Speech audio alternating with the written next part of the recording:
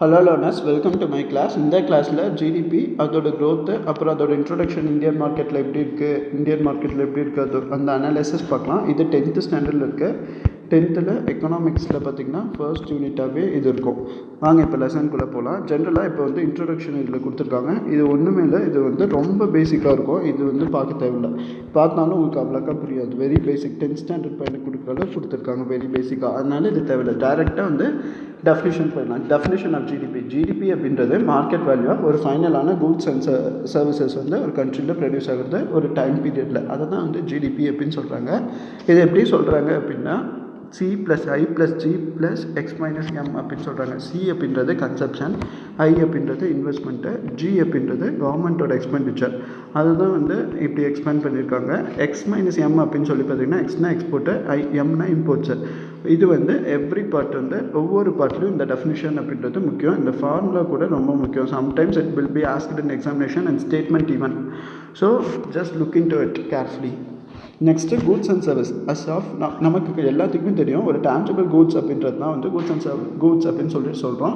இன்டேஞ்சபிளாக இருக்கிறது goods and சர்வீஸில் சொல்ல மாட்டோம். மார்க்கெட் வேல்யூ அப்படின்றது கூட்ஸ் அண்ட் சர்வீஸ் மார்க்கெட்டில் எவ்வளோ சோல்ட் ஆகுதோ அதுதான் மார்க்கெட் வேல்யூ அப்படின்னு சொல்கிறோம். ஃபைனல் கூட்ஸ் அப்படின்றதுக்கு எக்கனாமிஸ்ட் என்ன டெஃபினிஷன் சொல்கிறாங்க அப்படின்னு பார்த்தோம்னா, டெய்லர், கோவனோ, ஆலெக்ஸோ என்ன சொல்கிறாங்கன்னா, கூட்ஸ் அண்ட் சர்வீசஸ் யூஸ் பண்ணுறோம், கன்சியூம் பண்ணுறோம். Goods service will be used for producing other goods and service. ஒரு கூட்ஸோ சர்வீஸோ இருக்குது, ஒரு கூட்ஸ் அண்ட் சர்வீஸ் இருக்குன்னா மற்ற கூட்ஸ் அண்ட் சர்வீஸ் ப்ரொடியூஸ் பண்ணுறதுக்கும் யூஸ் பண்ணுறோம் அப்படின்னு சொல்கிறாங்க. அது producing other goods and services. அது கூட கூட்ஸ் அண்ட் சர்வீஸ் ப்ரொடியூஸ் பண்ணுறது கூட்ஸ் அண்ட் சர்வீஸ் வச்சு வேற ஒரு கூட்ஸ் அண்ட் சர்வீஸ் ப்ரொடியூஸ் பண்ணுறது பேர் தான் என்னென்னு சொல்லியிருக்காங்க, இன்டர்மீடியேட் கூட்ஸ் அப்படின்னு சொல்லியிருக்காங்க. இன்டர்மீடியேட் கூட்ஸ் அப்படின்ற ஒரு புது கான்செப்ட் இங்கே ஆர்ஜின் ஆகிருக்கு பாருங்கள். ஒரு கூட்ஸ் அண்ட் சர்வீசஸ் வச்சு வேற ஒரு கூட்ஸாக சர்வீசஸ் பண்ண முடியாது. கூட்ஸ் பண்ணுறோம் அப்படின்னா அதுதான் இன்டர்மீடியேட் கூட்ஸ் அப்படின்னு சொல்கிறோம். ஃபைனல் கூட்ஸ் ஜிடிபியில் இன்க்ளூட் ஆகும். இன்டர்மீடியேட் கூட்ஸ் அப்படின்னு சொல்லி பார்த்தீங்கன்னா ஜிடிபியில் இன்க்ளூட் ஆகாது. ஏன் இன்க்ளூட் ஆகாது அப்படின்னா, இப்போ ஒரு பொருளை எடுத்துக்கிட்டிங்க அப்படின்னா அது ஒரு ஃபைனல் ப்ராடக்டாக இருக்குது. இப்போ ஒரு ஃபைனல் ப்ராடக்ட், ஒரு பென் எடுத்துக்கிட்டிங்க அப்படின்னா அது ஒரு ஃபைனல் ப்ராடக்டாக இருக்குது. அதை ஜிடிபியில் இன்க்ளூட் பண்ணலாம், தாராளமாக அந்த ஜிடிபியில் இன்க்ளூட் பண்ணலாம். Because it is a kind of good and it is also final product. அதுவே அந்த பென்னோட ரீஃபில் இதெல்லாம் எடுத்துக்கிட்டிங்க அப்படின்னா இது இதோட பை ப்ராடக்ட் தான். ஸோ இது எதில் வரும் அப்படின்னா இன்டர்மீடியேட் கூட்ஸில் வந்துடும். அதையும் எடுத்து ஒரு பென்னோட ஃபைனல் ப்ராடக்டான பென்னும் எடுத்துகிட்டு அதில் உள்ளார இன்சர்ட் பண்ணியிருக்க ரீஃபிலும் எடுத்துக்கிட்டிங்க அப்படின்னா இது 2 டைம் வருது இல்லையா. அதுதான் இங்கே சொல்லியிருப்பாங்க டபுள் கவுண்டிங் அப்படின்னு சொல்லிட்டு. டபுள் கவுண்டிங்கிற கான்செப்டே அதுக்கு தான் சொல்லியிருப்பாங்க. ஒரே பொருளுக்கு 2 தடவை நம்ம ஜிடிபி கால்குலேட் பண்ணிக்கிட்டோம் அப்படின்னா அது டபுள் கவுண்டிங் ஆகிடும் அப்படின்றாங்க. ஆமாம், இங்கே ஒரு தடவை ஃபைனல் கூட்டை கால்குலேட் பண்ணுறோம், இங்கே அதோட பை ப்ராடக்ட் ரா மெட்டீரியல் மாதிரி அதை இன்க்ளூட் பண்ணுறோம். ஸோ 2 டைம் இது இன்க்ளூட் ஆகிருக்கு. அதனால் இந்த ஒரு ஃபைனலான கூட்லேருந்து வேற ஒரு கூட் ப்ரொடியூஸ் பண்ணுறோம் இல்லையா, இதை இன்டர்மீடியேட் கூட் அப்படின்னு சொல்கிறாங்க. புரிஞ்சிருக்கும்னு நினைக்கிறேன். அதுதான் இங்கேயும் சொல்லியிருக்காங்க.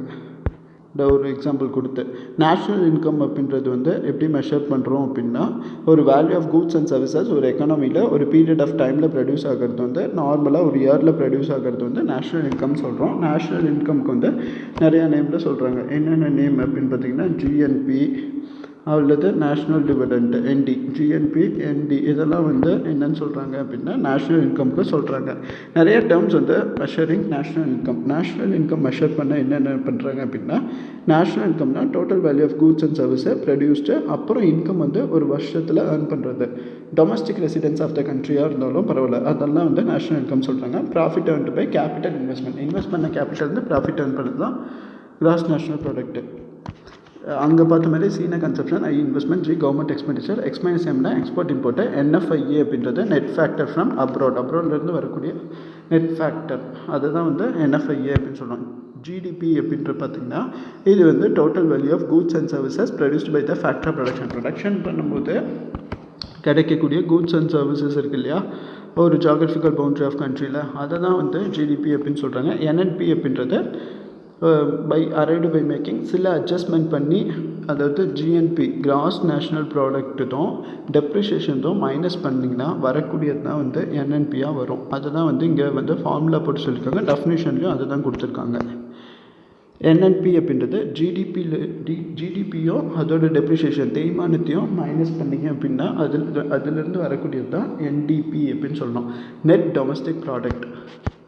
பர் கேபிட்டா இன்கம் அப்படின்றது ஒரு output per person as indicator. ஒரு பர்சனோட இன்கம் ஒரு இண்டிவிஜுவலோட இன்கம் எடுத்து கேல்குலேட் பண்ணுறது தான் பர் கேபிட்டா இன்கம். அதை அப்புறம் டோட்டலாக நம்ம கண்ட்ரியோட இன்கம் ஃபுல்லாக கேல்குலேட் பண்ணுறது தான் நேஷ்னல் இன்கம். அதுதான் இங்கே சொல்லியிருக்காங்க. Per capita income is equal to national income by total population அப்படின்னு சொல்லுவாங்க. இந்த ஃபார்முலாஸ்லாம் ரொம்ப முக்கியம். as I have already said, these are all comes under statement also. So just make clear with this formulas and all. அடுத்தது தாதாபாய் நவரோஜி 1867 68 இவர் ஒரு இது கொடுக்குறாரு, ஒரு புக் எழுதுறாரு. என்னென்னா பர் கேபிட்டா இன்கம்மோட பற்றி ஒரு புக் எழுதுறாரு. என்ன புக்னா poverty and unBritish rule in India. It is also very important. It have been asked in many examinations.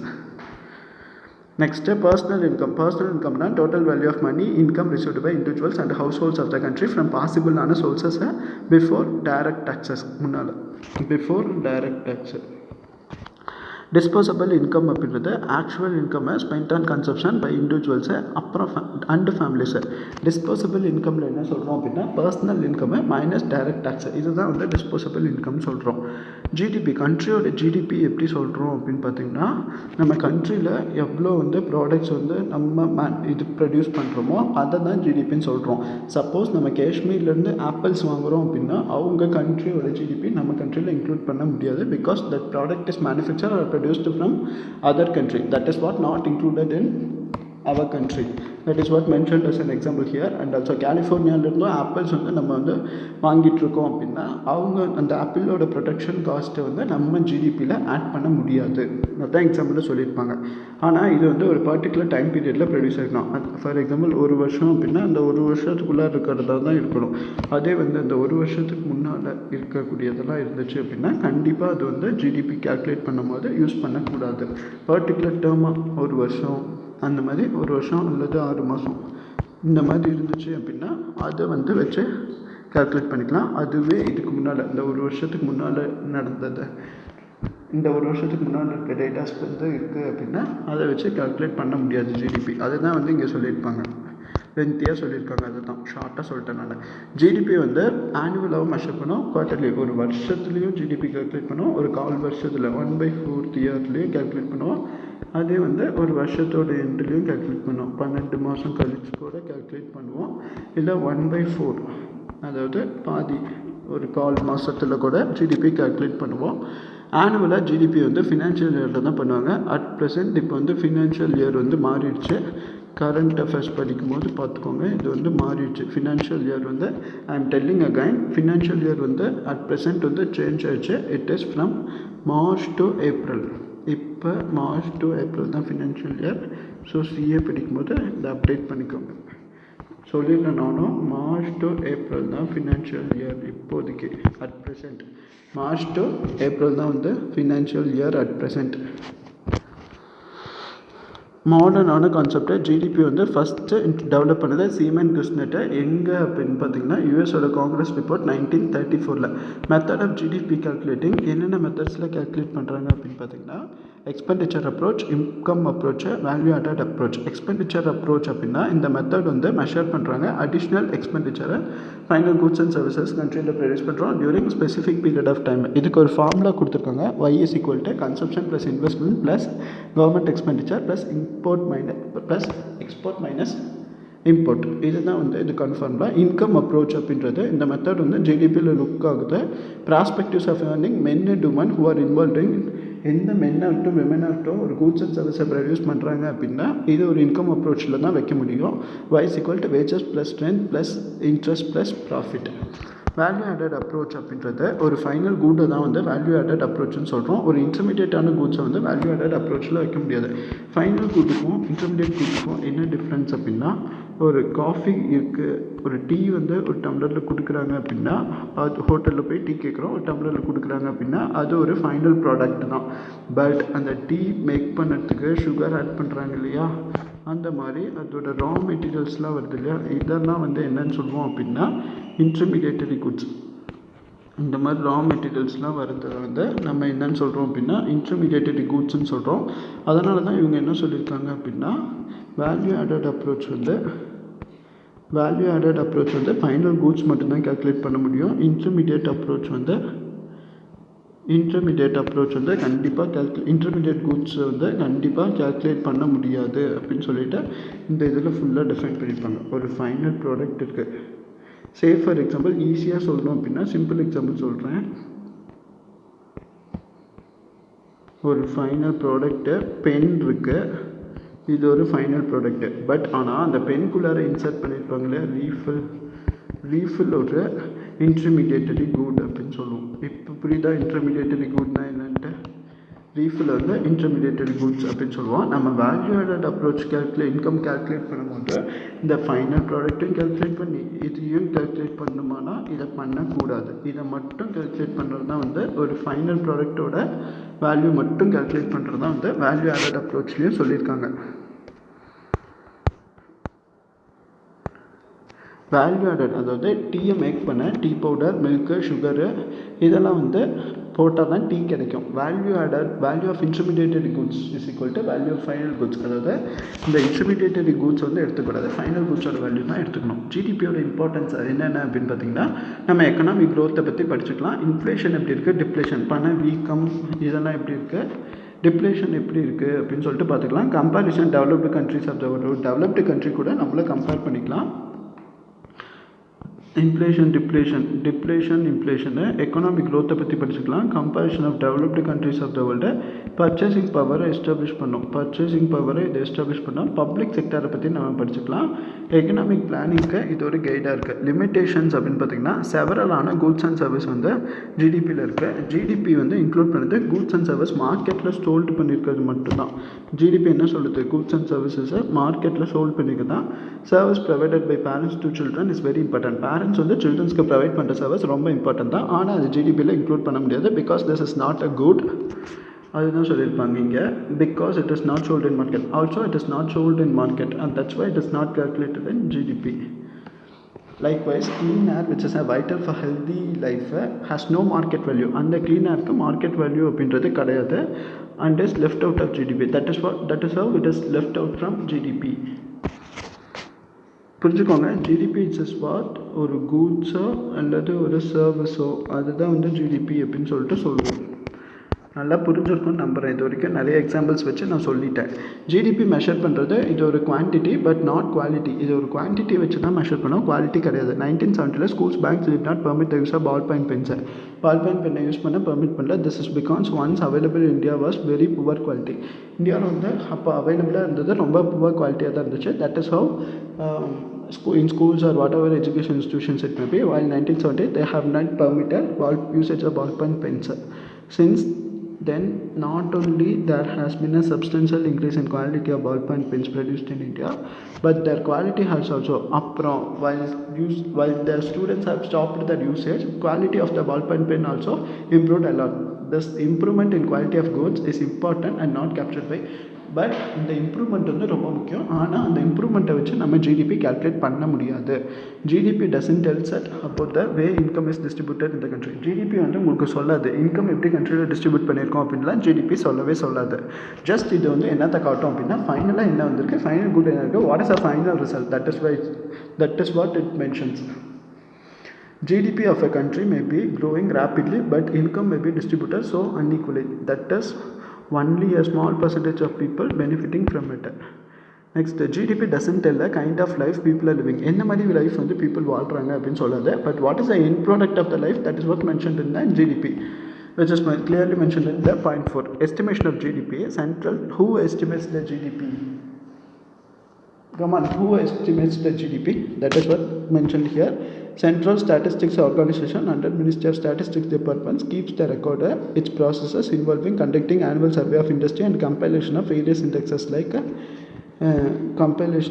indexes like index of growth production index of growth induction of production promotion consumer price index. அதாவது இந்த ரெண்டு இண்டெக்ஸை வச்சு மெயினாக இந்த ரெண்டு இண்டெக்ஸையும் அவங்க use பண்ணுவாங்க. என்னென்ன இண்டெக்ஸ் அப்படின்னா இண்டெக்ஸ் ஆஃப் இண்டஸ்ட்ரியல் ப்ரொடக்ஷன் ஒன்றும், கன்சூமர் ப்ரைஸு இண்டெக்ஸ், இது 2 இண்டெக்ஸும் அவங்க வச்சுக்குவாங்க. இந்த எதுக்கு வச்சுக்குவாங்க? ஜிடிபி எஸ்டிமேஷனுக்கு இந்த மாதிரி 2 இண்டெக்ஸ் வச்சுருப்பாங்க. Index of industrial production, consumer production price index. இந்த 2 இண்டெக்ஷன் வச்சா பேஸாக ஜிடிபி வந்து எஸ்டிமேட் பண்ணிக்கோங்க. Comparison of GDP. Indian economy வந்து 2 டிவைட் பண்ணுறோம். ப்ரைமரி செக்டர், அதாவது அக்ரிகல்ச்சர் ஓரியன்ட் ஆக்டிவிட்டீஸில் இன்வால்வ் ஆகுது தான் ப்ரைமரி செக்டர். எக்ஸாம்பிளுக்கு பார்த்தீங்கன்னா cattle farm, fishing, mining, forestry, coal, corn etcetera இதெல்லாம் வந்து ஃபாரஸ்ட் ரிலேட்டட் ப்ரைமரியில் வந்துடும். Second industrial related, for example iron and steel industry, cotton textile, jute, sugar, copper, jute, sugar, paper, petrochemical, automobile இதெல்லாம் வந்து small scale இண்டஸ்ட்ரீஸ்லேயும் வரும். Also secondary sector, industry best செக்டர்லையா secondary செக்டரில் வருது. ட்ரெஷரி செக்டர் அப்படின்றது service orient, government, scientific research, transport, communication, trade, postal, telegraph, banking, education, health care, information technology இதெல்லாம் ட்ரெஷரியில் வந்துடும். Service orient sector. See, many times it has been asked in questions in many examination. Treasury sector comes under. Likewise, also they can give the examples of treasury sector. This sector comes under which department? Likewise, the questions will be arisen. So just look into it carefully. 20th century பார்த்தீங்க அப்படின்னா economists begin to suggest that the traditional treasury services could be further distinguished by also the treasury sector இருக்கு இல்லையா, இதை ஃபர்தராக quaternary, குவைனரி services அப்படின்னு சொல்லிட்டு ஃபர்தராக இதையும் டிவைட் பண்ணியிருக்காங்க அப்படின்னு சொல்லியிருக்காங்க. ஜிடிபியோட கான்ட்ரிபியூஷன் டிஃப்ரெண்ட் செக்டாரில் இந்தியாவில் ஒரு டேபிளில் போட்டு காட்டியிருக்காங்க. இதில் பார்த்தீங்க அப்படின்னா எந்த செக்டர் கண்டினியூஸாக இந்த செக்டரோட ஜிடிபி நல்லாயிருக்கு அப்படின்னு பார்த்தீங்கன்னா இப்போ அட் ப்ரெசென்ட் ரீசன்ட் கரண்ட் டேட்டாவில் பார்த்தீங்கன்னா சர்வீஸ் செக்டரோட ஜிடிபி தான் வந்து ரொம்ப மேலோங்கி இருக்குது. அக்ரிகல்ச்சர் செக்டரோட ஜிடிபி 1950லேருந்து 51.81 இருக்குது. அதுவே வந்து இப்போ ப்ரெசென்ட்டாக பார்த்தீங்க அப்படின்னா 2017 to 18 பார்த்தீங்கன்னா அப்படியே குறைஞ்சிருக்கு. பட் சர்வீஸ் செக்டர் பார்த்தீங்க அப்படின்னா முன்னே வந்து கம்மியாக இருந்தது. சர்வீஸ் செக்டரில் பார்த்திங்கன்னா முன்னே 33.25 தான் இருந்துச்சு. இது அப்படியே ஸ்டெடியாக ரைஸ் ஆகிருக்கு. இப்போ எவ்வளோ இருக்குது? 53.9 இருக்குது. ஸோ இதிலேருந்து என்ன தெரியுது அப்படின்னா GDP from agriculture sector is not developing, decline ஆகிட்டுருக்கு.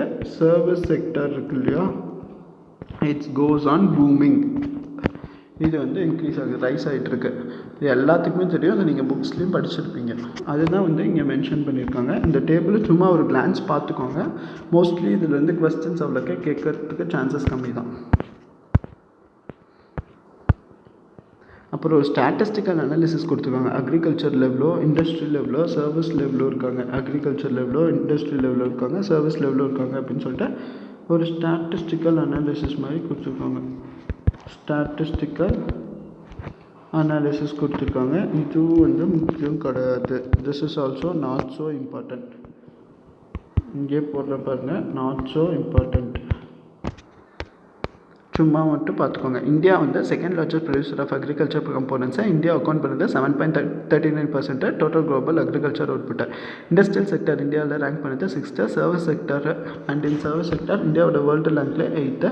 Contribution of agriculture sector Indian எக்கனாமியில் மச் ஹையர் தென் வேர்ல்ட்ஸோட ஆவரேஜ் 6.4. இண்டஸ்ட்ரி சர்வீஸ் செக்டரோடது lower than national average 30% for industry sectors, 30% for industrial sector, 63% for service sector.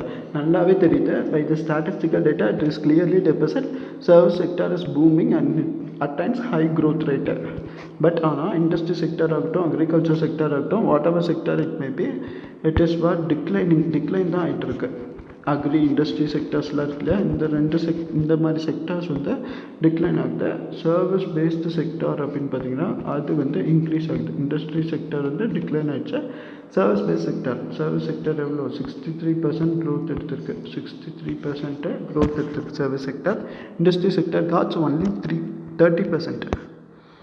Cross value added அப்படின்றது measure of value of goods and services produced area industry அல்லது sector of the economy.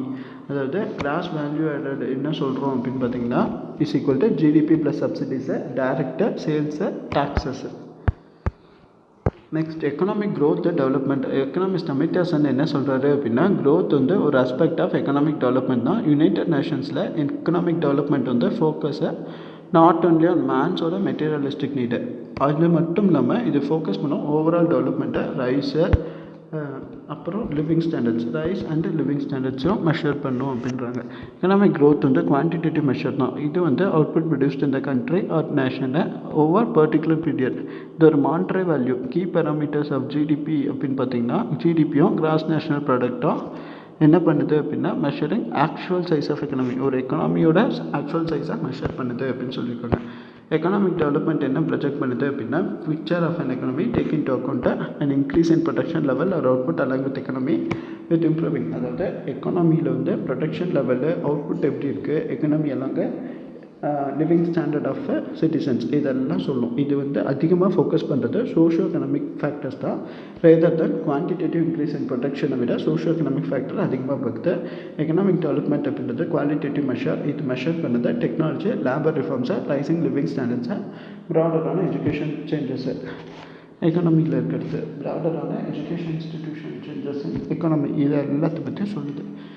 Human development integration தான் வந்து ஒரு ஆப்டான tool ரியலான development country எக்கனாமிக்கு measure பண்ணுறதுக்கு அப்படின்னு சொல்லியிருக்காங்க.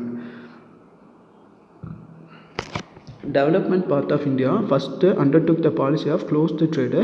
இது வந்து கிவ் அ ட்ரஸ்ட் டு டொமஸ்டிக்கான இண்டஸ்ட்ரீஸ். அப்புறம் ரெடியூஸ் ஆகுது டிபெண்டன்ஸ் ஆன் ஃபாரின் ப்ராடக்ட்ஸ் கம்பெனிஸோட டிபெண்டன்சி ரெடியூஸ் ஆகுது.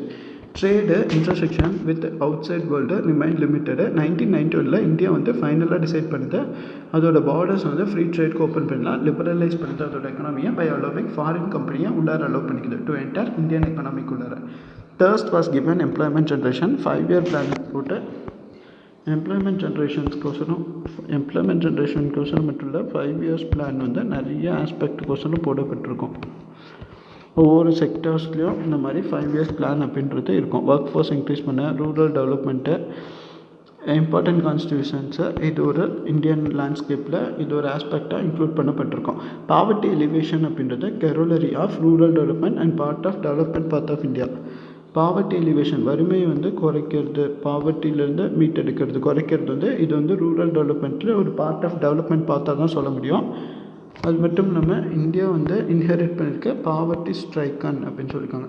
எக்கனாமிக் க்ரோத்துக்கும் எக்கனாமிக் டெவலப்மெண்ட்டுக்கும் என்ன டிஃப்ரென்ஸ் அப்படின்னு சொல்லிட்டு கொடுத்துருக்காங்க. ஜஸ்ட் இதை வந்து பார்த்தா தான் புரியும் இந்த டேபிள் படம் எடுத்து.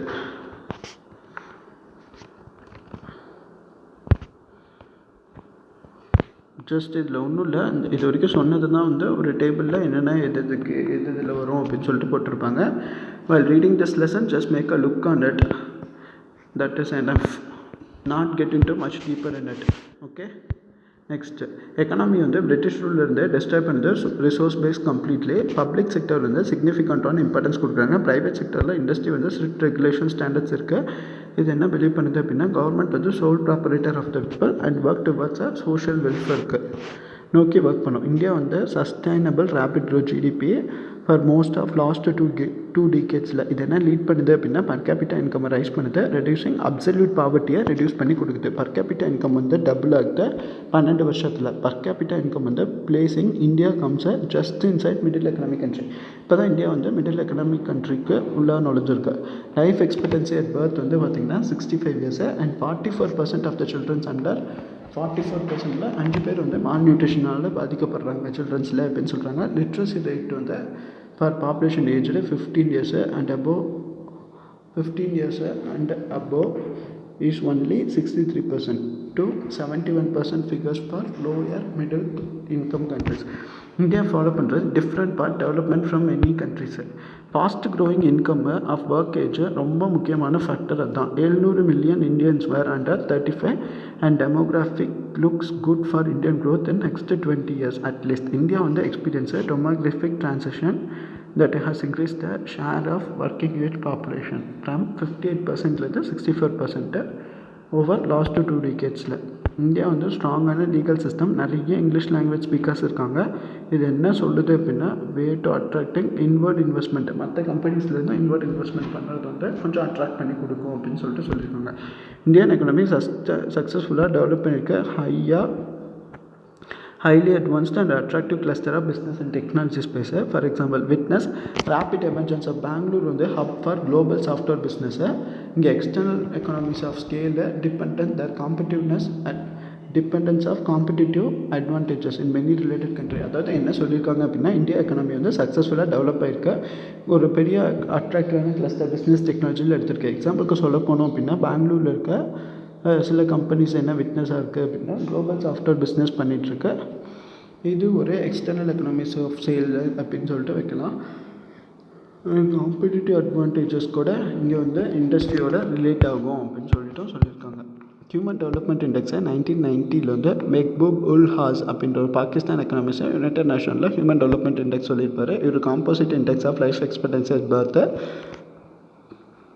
Adult literacy ratio, standard of லிவிங்கு, இதெல்லாம் லாகரிதமிக் ஃபங்க்ஷன் ஆஃப் ஜிடிபியில் சொல்லுவோம். இது adjusted to purchase power parity. இதெல்லாம் வந்து எங்கே அட்ஜஸ்ட் பண்ணிக்கிறாங்க அப்படின்னா, பர்ச்சேஸ் பவர் பேரிட்டி பிபிபின்னு சொல்லுவோம். இந்தியா வந்து climbed 1 spot 330 out of 189 countries. லாஸ்ட்டில் ஹியூமன் டெவலப்மெண்ட் ரேட்டிங்ஸ் வந்து ரிலீஸ் பண்ணது இப்போ யூஎன்டிபி தான். பிட்வீன் 1990 to 2017 இந்தியாவோட ஹியூமன் டெவலப்மெண்ட் இண்டெக்ஸ் வேல்யூ வந்து 0.427 0.640 ஆயிடுச்சு. அதாவது இன்க்ரீஸ் வந்து நியர்லி 50% ஆயிருக்கு.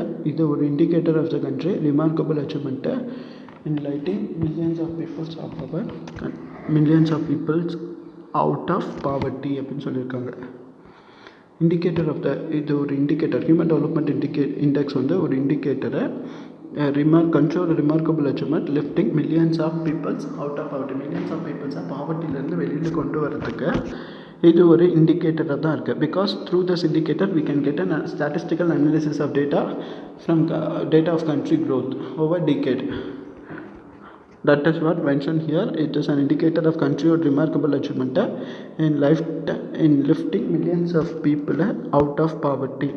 Exactly. Next growth of GDP economy policy. நிறைய economy policy government of India frame பண்ணியிருக்கு.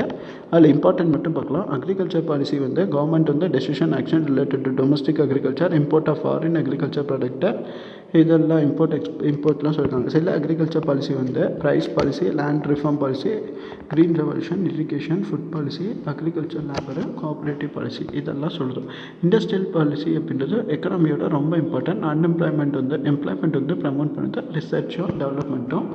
அப்புறம் மாடர்னைசேஷன் அண்ட் யூட்டிலிட்டி, இதெல்லாம் என்ன பண்ணுது அப்படின்னு பார்த்திங்கன்னா எக்கனாமியை செல்ஃப் சஃபிஷியண்ட்டாக ஆக்குது. Next GNH gross national happiness வந்து 1972 ஒரு இன்டர்வியூ அப்போ பிரிட்டிஷ் ஜேர்னலிஸ்ட்டு ஃபினான்ஷியல் டைமில் பாம்பே ஏர்போர்ட்டில் கிங் ஆஃப் பூட்டானும் இருப்பார். இப்போ ஜிக்மி சிங்கி வாங்சங் இவர் என்ன சொல்லியிருப்பாருன்னா, கிராஸ் நேஷனல் ஹாப்பினஸ்னால் வந்து ஒரு முக்கியமான கிராஸ் நேஷ்னல் ப்ராடக்ட் அப்படின்னு சொல்கிறாரு. 2011 வந்து ஜென்ரல் அசம்பிளியில் என்ன சொல்கிறாங்க ரெசல்யூஷன் அப்படின்னா, happiness towards a holistic approach to development, arguing number of nations to follow examples of Bhutan to measure happiness மட்டும் இல்லாமல் well-being of calling happiness ஒரு ஃபண்டமெண்டலான ஹியூமன் கோலாக வச்சுருக்காங்க.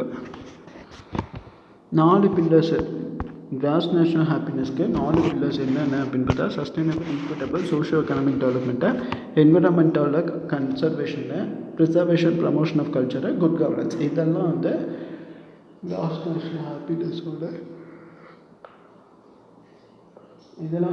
நேஷனல் ஹாப்பினஸோட ஒரு 4 முக்கியமான ஃபீச்சர்ஸ் அப்படின்னு சொல்லியிருக்காங்க. 9 டொமைன்ஸ் ஆஃப் நேஷனல் ஹாப்பினஸ்ஸை physical wellbeing, health, life time user, education, cultural diversity, resilience, good governance, community, vitality, economic diversity and resilience. இதெல்லாம் வந்து லிவிங் ஸ்டாண்டர்ட்ஸு. ஸோ இதெல்லாம் தான் வந்து கிராஸ் நேஷனல் ஹாப்பினஸில் இன்க்ளூட் ஆகும் அப்படின்னு சொல்லிட்டு கொடுத்துருக்காங்க. நெக்ஸ்ட்டு இன்ஃபேக்ட் இண்டஸ்ட்ரியல் டெவலப்மெண்ட் கூட பூஸ்ட் பண்ணோம் செக்டாரோட எக்கனாமி என்னென்ன அப்படின்னு பார்த்திங்கன்னா, அக்ரிகல்ச்சர் செக்டாரில் ஃபார்மிங் டெக்னாலஜி, அப்புறம் service sector.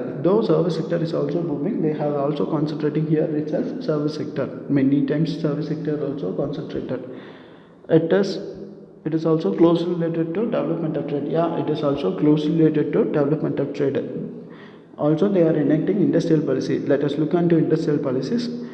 Industrial policies has been enacted since 1948. Industrial policy, large scale industries, textile industry policy, sugar industry, price policy of industrial growth, sales, small scale industrial policy, அப்புறம் industrial labor policy. New economic policy அப்படின்னு சொல்கிறது 1990 new economic policy NEP அப்படின்னு சொல்லி ஷார்ட்டாக ஞாபகம் வச்சுக்கோங்க. New economic policy 1990 begin ஆச்சு. New model of economic ரிஃபார்ம்ஸை commonly known as LPG, liberalisation, privatisation, globalisation. இதோட எக்கனாமிக் ரிஃபார்ம்ஸ் வந்து இன்ஃப்ளூயன்ஸ் பண்ணுது ஓவராலாக economic growth of the country. இதோட எக்கனாமிக் க்ரோத் வந்து ஓவராலாக எக்கனாமிக் க்ரோத் ஆஃப் த கண்ட்ரியை டிஃபைன் பண்ணுது சிக்னிஃபிகண்ட்டான மேனரில்.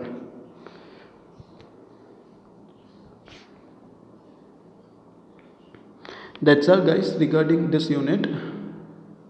நான் எடுத்த இந்த வீடியோ கிளாஸ் ரொம்ப யூஸ்ஃபுல்லாக இருக்கும் அப்படின்னு நம்புகிறேன். நீங்கள் TNPSC ஆஸ்பிரண்ட்டாக இருந்தால் நான் எடுத்த இந்த வீடியோ கிளாஸ் ரொம்ப யூஸ்ஃபுல்லாக இருக்கும்னு நம்புகிறேன். இந்த சேனலுக்கு சப்ஸ்கிரைப் பண்ணிக்கோங்க. ஆல்சோ பெல் ஐக்கான் கிளிக் பண்ணிக்கோங்க. அது மூலமாக நான் ஃபர்தராக போடக்கூடிய வீடியோ கிளாஸ் நோட்டிஃபிகேஷன் அப்டேட்ஸாக உங்களுக்கு வந்து சேரும்.